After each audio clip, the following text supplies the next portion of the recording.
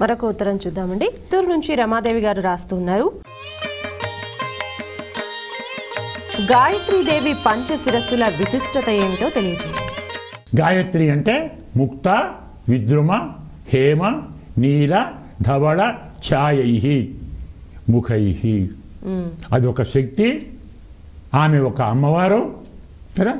అమ్మవారి రూపం, ఆమెకు 5 ముఖాలు, ఏవో 10 చేతులు కదా, ఇక ఇంకేవో ఆయుధాలు. ఇవంతా బ్రహ్మాండంగా వర్ణిస్తారు, తప్పేం కాదు, వర్ణించవచ్చు, ధ్యానం చేయవచ్చు, ఇబ్బంది ఏం లేదు. కానీ న్యాయంగా గాయత్రి అంటే ఏమిటి అర్థం? గాయంతం త్రాయత ఇది గాయత్రి.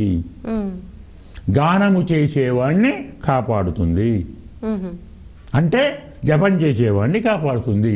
మంతారం త్రాయత ఇది మంత్ర. మననం చేసేవాడిని కాపాడేది మంత్రం, గానం చేసేవాడిని కాపాడేది గాయత్రి, అమ్మవారు అంటున్నాం మనం. న్యాయంగా గాయత్రి అంటే అమ్మవారు కాదు. ఎందుకు కాదు? మంత్రం ఏముంది? మంత్రం చెప్పుకుంటాం కదా, తత్ సవితుః వరేణ్యం ధీమహి కదా, అదే భర్గః అనుకోండి. సవితుః వరేణ్యం భర్గః ధీమహి యః నః ధియః ప్రచోదయాత్. ఏమర్థం? సూర్యభగవానుని ఉత్తమ తేజస్సును ధ్యానం చేస్తున్నాను, ఆ తేజస్సు నాకు మంచి బుద్ధిని ఇవ్వాలి. ఇది మంత్రానికి అర్థం. ఎక్కడుంది అమ్మవారు ఇందులో? సూర్యభగవానుని తేజస్సును, ఉత్తమ తేజస్సును ధ్యానం చేస్తున్నాను.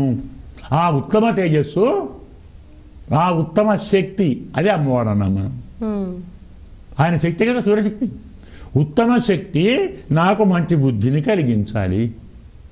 కాబట్టి సూర్యభగవానుని తేజస్సును, కాంతిని, శక్తిని ధ్యానం చేస్తున్నాం.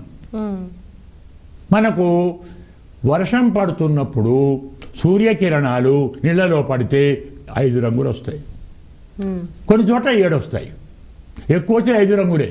5 రంగులే 5 ముఖాలు. మరి సూర్యభగవాని మధ్యన ఎవరుంటారు?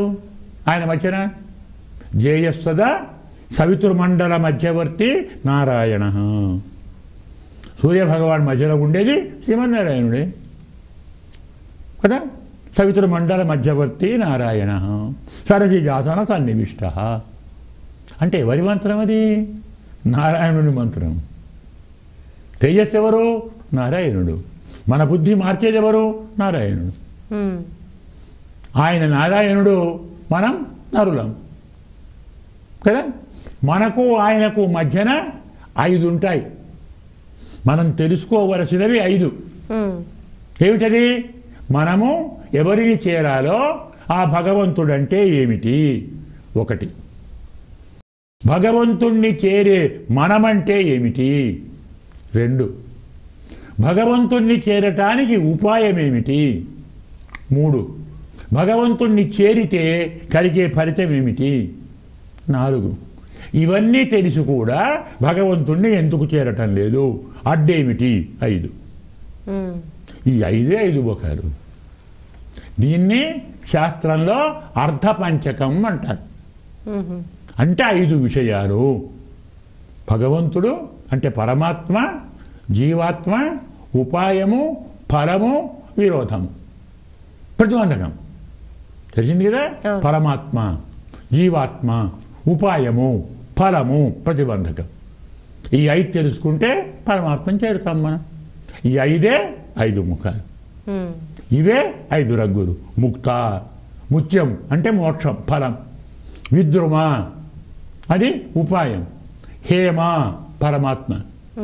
నీల అడ్డం. ధవళము మన యొక్క స్వరూపం. ఈ ప్రకారంగా 5 పంచతత్వాలే గాయత్రీదేవి యొక్క పంచముఖాలు. దీన్ని తెలుసుకొని గాయత్రి చేయడం తెలుసుకొని ఆరాధించండి. తరి